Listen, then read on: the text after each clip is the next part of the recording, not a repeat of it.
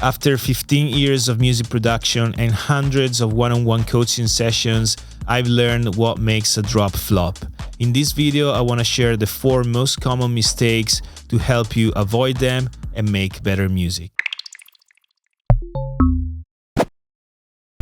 The contrast between the breakdown and the drop is the foundation of an effective drop. Very often, fixing a drop that isn't working simply means making small but crucial changes to improve the contrast between these two sections of a track. Over time, I realized that there are some common errors that producers make and that compromise the effectiveness of the drop. But the good news is that these mistakes, these errors are easily fixable if you know where to find the problem. While most of the times, producers think that if a drop is not effective, they need to add more stuff to the drop, they need to increase the energy of the drop, but rarely that's the solution. So let's take one of my tracks as an example of a drop that isn't working. Let's see what are these 3 problems and let's fix them right now. So here's my track, let's check it out. I tried to make this example as bad as I could so that I could show you the 4 mistakes I'm talking about.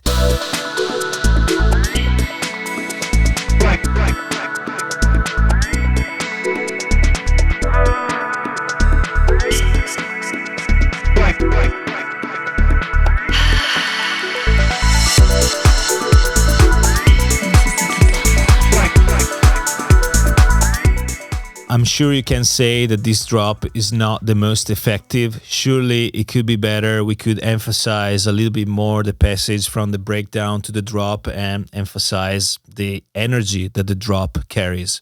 As we mentioned at the beginning, the key word when talking about breakdown and drop building is contrast. The first point of contrast is in the low end, and of course on the breaks the most common thing to do is taking away the kick, which is a first source of low end energy. When the kick comes back in the drop, we have that low end energy back, and this is satisfying and makes the drop more effective. But sometimes taking away the kick can not be enough, and this is the case where, for example, you want to also consider taking away the bass line. And in fact, most of the times myself, I take away the bass line or at least I filter it with a high pass filter so that I can get rid of the low end. This, when the drop starts again, help to feel even more this contrast between the previous part where the bass line wasn't there and the drop where the bass line is coming back. So let's check this out. Here my bass line is not taken away so far.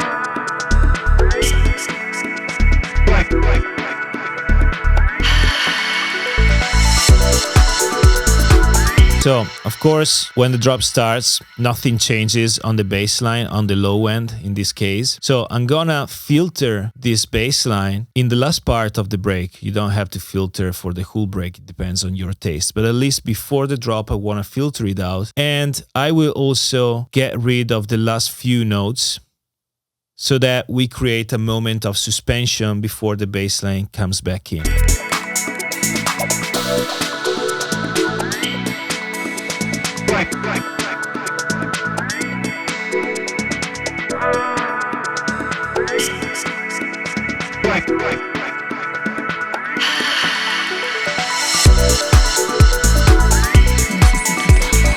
This already makes a quite huge difference. So if you don't think your low end is hitting enough when the drop is starting, try to get rid of everything that carries low end in the drop. Mistake number 2 is poor level management between the breakdown and the drop. Sometimes it happens that in the transition between the breakdown and the drop, when the drop starts, we feel like the volume and the loudness is not enough. So the first reaction is to think about pushing the kick up, pushing the bass line up. But the question is, why, if I go back in my track and listen this section of the track,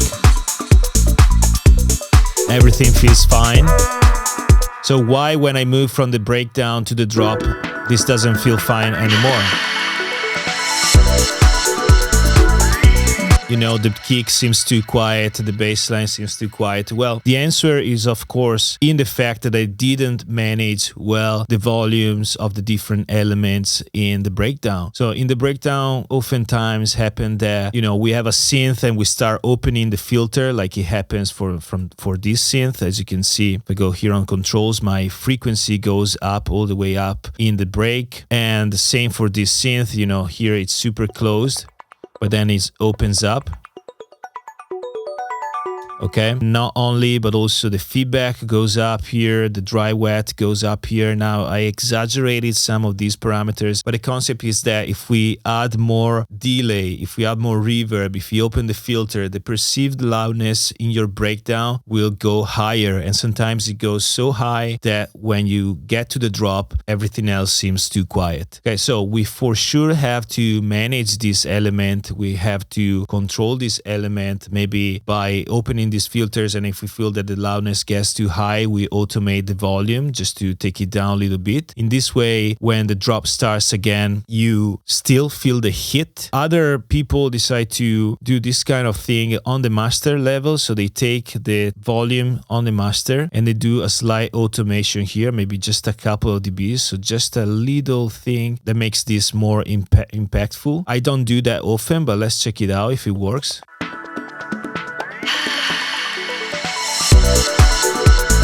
It's crazy. There's already a big difference. It makes a difference, but I think that most of the times we can manage this by looking at the individual elements and see what we've done. For example, a lot of the times I see that the sound effects that are used in the breakdown before the drop are too loud. For example, if we check these elements, this is super loud, so when we get into the drop, maybe the drop sounds quieter. So let's go and check all of these effects. We do one by one. This is definitely too loud.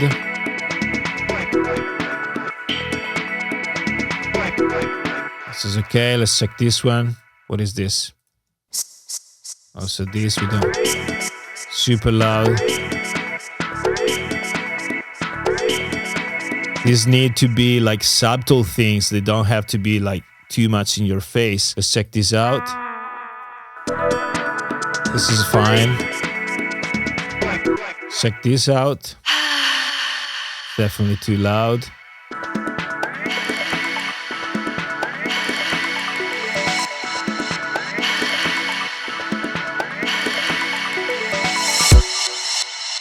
This sweep is insanely loud. So, of course, if you have this sweep that is so loud, when the kicks come back in, the kick sounds too quiet. So let's take this down, please. And already we gain back a bit more effectiveness on the drop. Check better. Maybe also this synth is a bit too loud.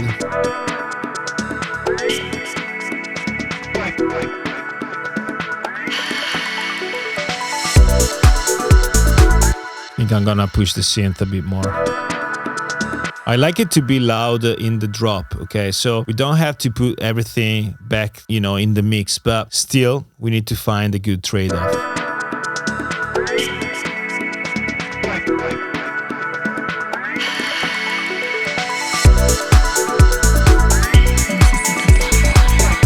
Now I'm satisfied with the contrast between the drop and the breakdown. So I think the volumes at the moment are fine. We fixed that. So important thing, carefully check if your volumes are too loud in the break, because this will make your drop sound weaker. The third mistake can be having a static arrangement. In a lot of deep house and minimal tracks, it's typical to have pads, and a lot of the times these pads are quite static. They just fill the background of the track. They make the track full, they make the track warm, but at the same time they give to the track this sort of suspended feeling, like the track track is never going to resolve. On some tracks, depending on the style, this is very cool. It's just the style of the track is what made that track cool. But in other tracks, especially if we want a track that is more energetic, these pads can be a problem, especially when we have them in the breakdown, which is cool because in the breakdown they contribute to creation of the tension feeling and to have this suspended feeling. But then when they are kept through the drop, well, in that case, the drop loses a bit of its energy, and sometimes, keeping this suspended type of feeling can also result in a boring track. So let's have a look at the example here. On Foliage, I think it's clear that these pads that I kept from the breakdown to the drop are not helping the energy of the drop. Let's check them out.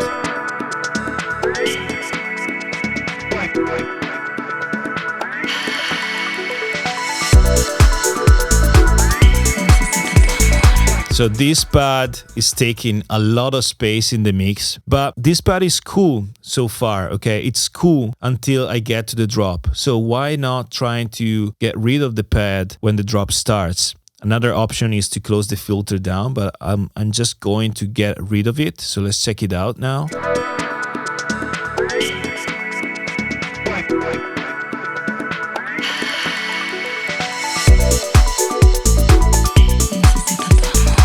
That's much better, but there's still something that I would like to stop here, and it's this arpeggio here. So let's try to flip the energy and create the contrast by moving our attention or the listener attention from the breakdown where we have plenty of musical elements to the drop where everything is more focused to the low end or on the rhythmic side of the track. Let's check it out.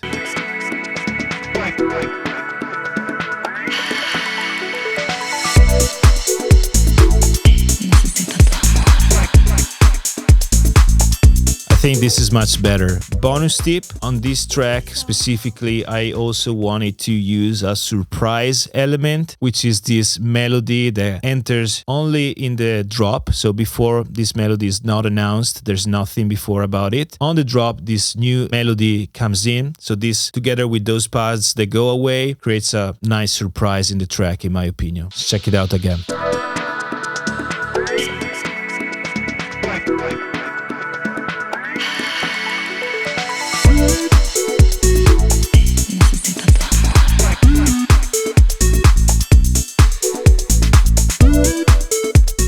Just to show you that sometimes keeping the pad is cool and it depends on the style, I want to show you another example where I kept the pad and still it sounds great. Pay attention to this pad in the background, and if you check in the drop, it stays there.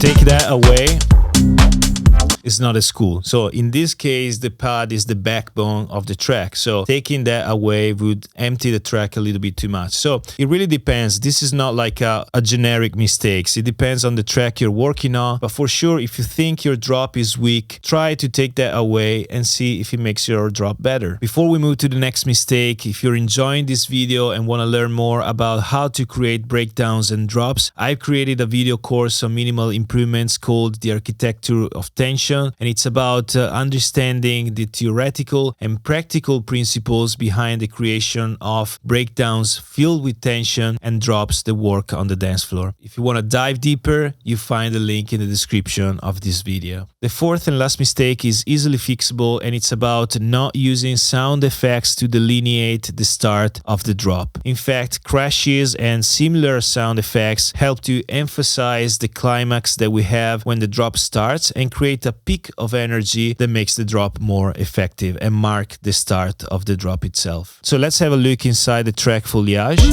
I'm gonna switch off the melody here.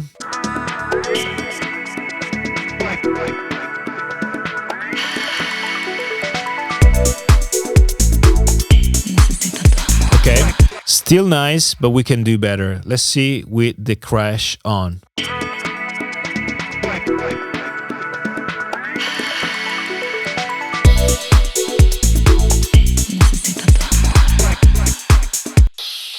This is the effect in solo. So as you can see, it's not a big thing. For some other types of track, it can make a very little difference. In this track, it makes quite of a good difference. In other tracks, it makes a huge difference to have effects when the drop is starting. So again, this is another option that you can try where you feel that your drop isn't powerful enough. Consider trying and see if you have already effects when the drop is starting, or if you should add them. Also, don't forget to add some effects right before the drop. In fact, those also help to create tension before the drop is coming, and so also making the drop more effective. In this case, I have this and this sweep right here that I switched off before. Okay. And this is also gonna help. So these were the 4 mistakes that I wanted to share. Try to open your latest projects and see if you can apply these fixes. Thanks for watching the video. I'll see you in the next one. Ciao.